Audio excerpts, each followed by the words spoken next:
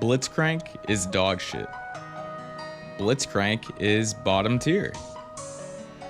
Blitzcrank only works to cheese out new players that have zero knowledge of the game. Cheese, cheese, oh yes please. Yummy, yummy, put that cheese in my tummy. Now these are just some of the ridiculous allegations surrounding Blitzcrank. If you've seen any 2xKO tier list, you'd quickly realize that there's pretty much a unanimous conclusion that Blitzcrank is one of, if not the worst champ in the game.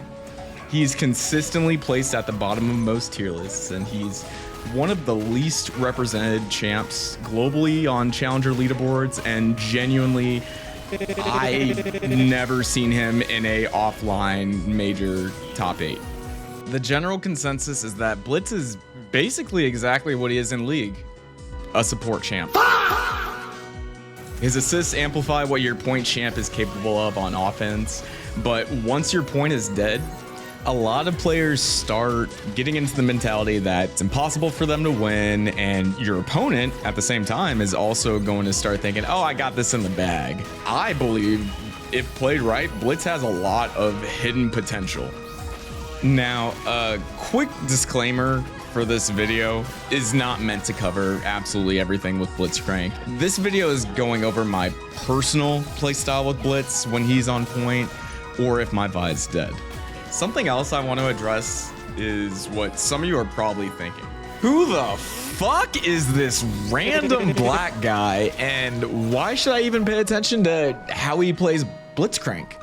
So let me just go over my credentials real quick, just so you guys know that I'm valid. My name's Etsy. I co-own the organization Oni Global, the org housing Bleed, you know, W Bleed. Yo, all you RE niggas can suck my dick, that ass.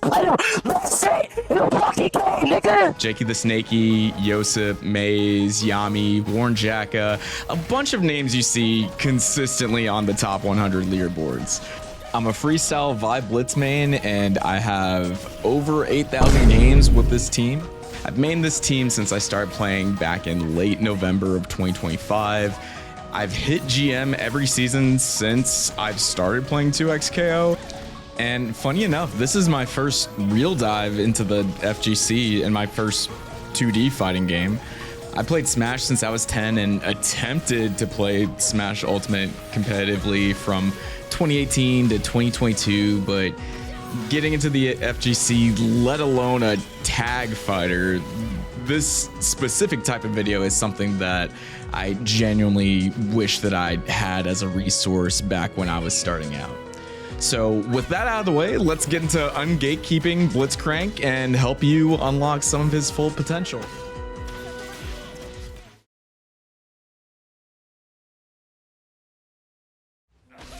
So the first thing I want to go over, even before we get into combos, is Blitzcrank's movement. How are you even going to start your combos if you can't even get that hit, right?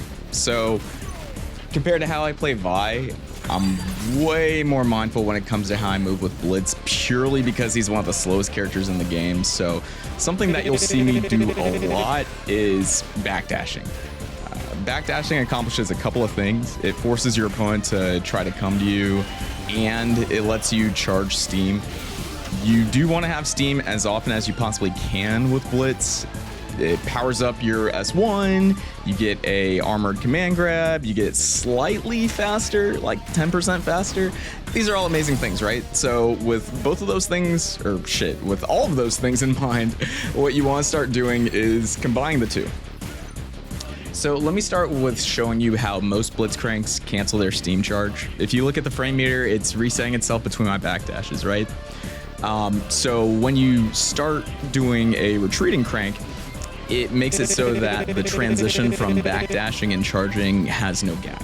It's seamless. So what does this actually do for you?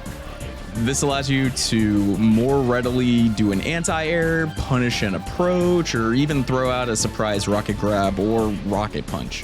Now, unfortunately, when your steam is fully charged, you can't retreat and crank, but you could still fake out throwing a move.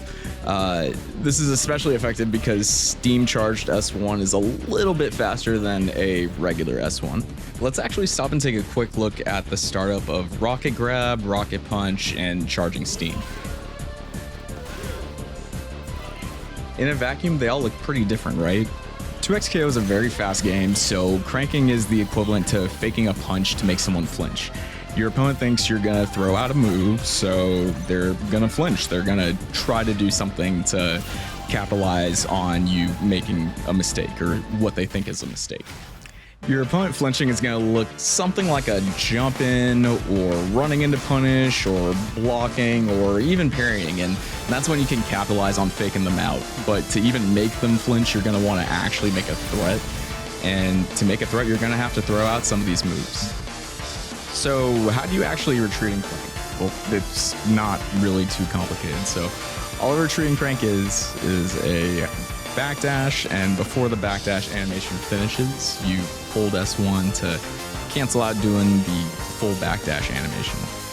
It's important to actually have the frame meter on so that you could make sure that the backdash isn't dropping. The timing's not too complicated either. You could time it by backdashing either right before Blitz's left arm passes his right arm, or if you're like me and you're more of an audio person, you could backdash literally as soon as you hear Blitzcrank speak. The drills I do for this are pretty simple as well. In training mode, I just set a bot in the corner and I just practice doing retreating crank in between a single backdash for a little bit. And then once that feels comfortable, I move on to doing 2 backdashes. And then when you're comfortable with the timing of that, you could start doing it at random intervals. And once that's comfortable, that's when you want to do 2x KO's equivalent of dash dance and start mixing it in with that, because that's how you're actually going to want to incorporate in your matches. The main purpose of these drills is to get full control of this movement so that you're not just doing it for show, but you're an actual threat that can use options from it. You also really don't want to retreat and crank every single backdash because you still want to be safe and possibly get a full charge. So it's really feeling it out on a match-by-match basis. The more you play, the more you're actually going to recognize situations where you could get a longer crank out, like with Yasuo's S2 or Darius's projectile, or when Jinx is putting out her chomp chomps, just trying to set up. Definitely experiment and see, what areas you're able to take advantage of your opponent and just get a longer crank out than just doing it for, one frame. I will say, be careful around Thresh. Thresh, even if you're full screen, he could easily get you and do a full combo, so just keep an eye out for that. So now you're starting to get the hang of retreating crank. Obviously with retreating crank, you're backing up and losing space, putting yourself at a disadvantage if they're not biting on approaching you. That's where mixing in forward dash comes in, and Blitz has some really good pokes to help start his combos. Blitz's 5M is huge and is amazing for stuffing out an opponent who's trying to dash in on you, like Kali and Vi, for example. It also carries a little bit of forward momentum with it. See that little shuffle right there? You could actually even cancel some of your backdash animation if they're trying to get in on you, and it easily lets you start a combo.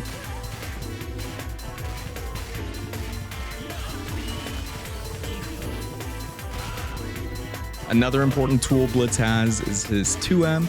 It has double the amount of active frames, and if you're in a place where you don't want to have any forward movement, it's very good. Both of these moves are ideal for combo starters for Blitz and enable him to go into pretty much all his B&Bs.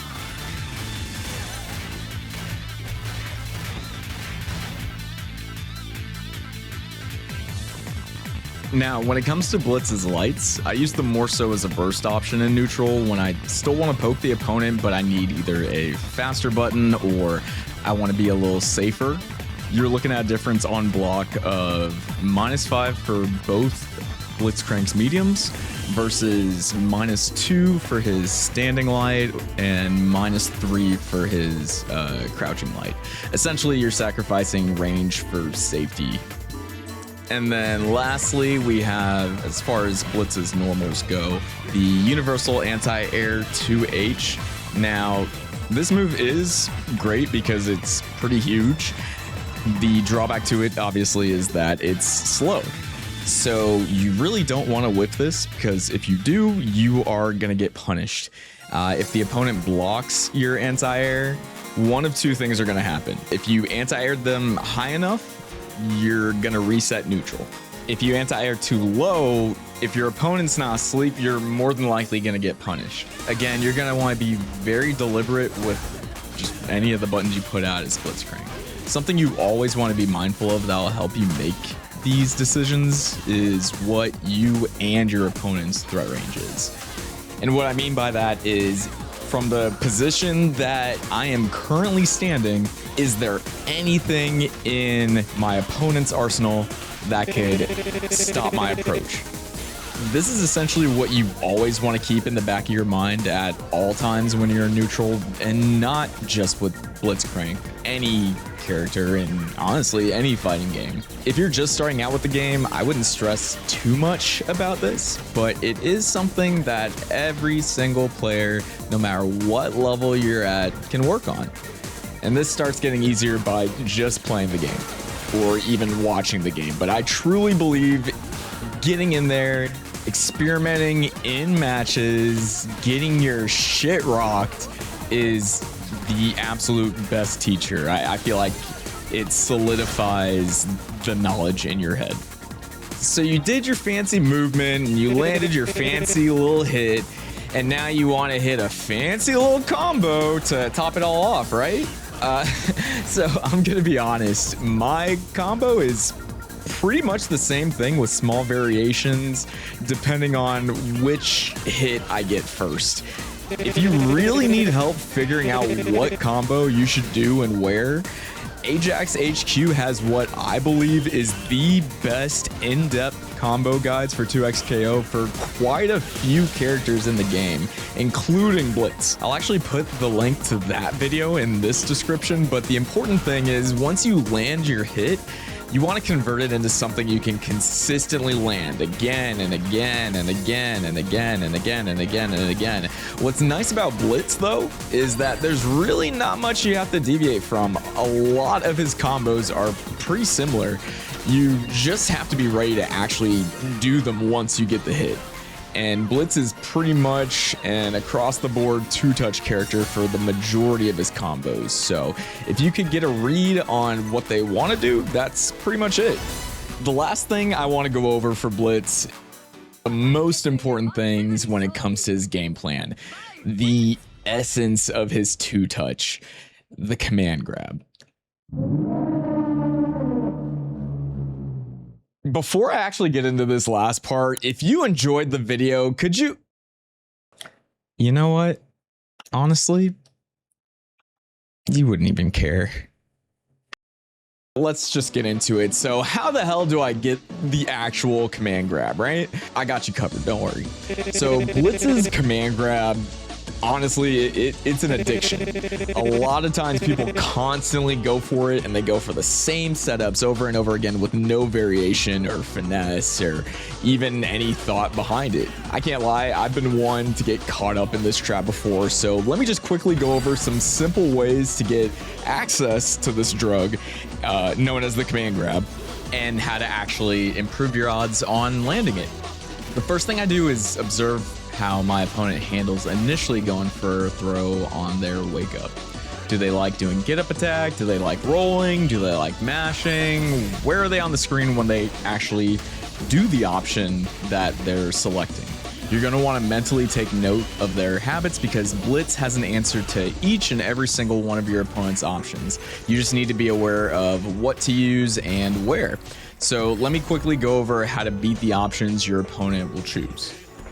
I think the most well-known option you can cover is if your opponent rolls. Whether it's a forward or back roll, you can dash twice and command grab them guaranteed, as long as you're fast enough. You don't have to hold a specific direction, dash will autocorrect to whatever direction they roll in. If they get up attack, you gotta wait out the get up attack and you get a full punish. You don't just have to go for the grab. A good way to bait this is dashing twice to fake that you're going for the command grab and then blocking.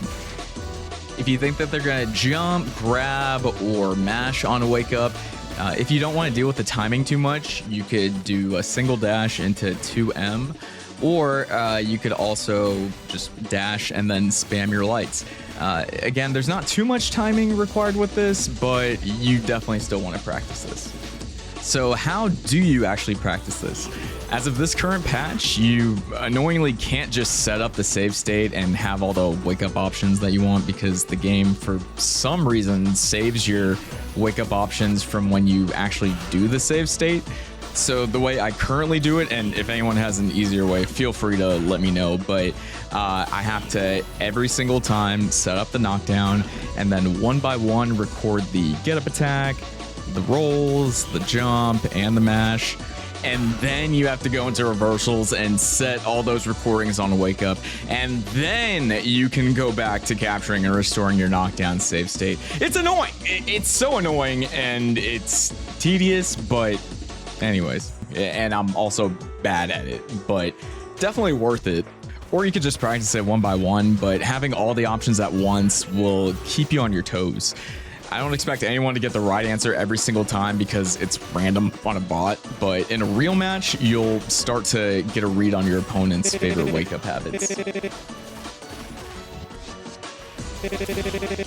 So the very last thing I want to go over is tick throws. Tick throws are another essential part of landing a command grab. I throw in a grab randomly between my lights, or more commonly for me, on the first hit of 2M. Or even after throwing out a random wrecking ball. Now, this strategy isn't bulletproof. There's quite a few things your opponent can do to stop you from actually doing a tick throw, but again, this is where you're going to want to be best friends with your opponent's mental and incorporate randomness into your timing so that you can mix up your opponent while you make the best possible choice. So with that, you've finished the video. I genuinely hope there was at least one thing you got from this. And reflecting on making the video, I actually feel like I got a lot better while making this video because I started really focusing on what strengths I had in my Blitzcrank gameplay. I actually do want to do a follow-up video to this one pretty soon with the perspective of other top Blitzcrank players like Dingus Punch, Queenie, Tate, Win0, a bunch of other GOATs. I actually have a lot more video ideas that I've been cooking up in my head too, so if that's something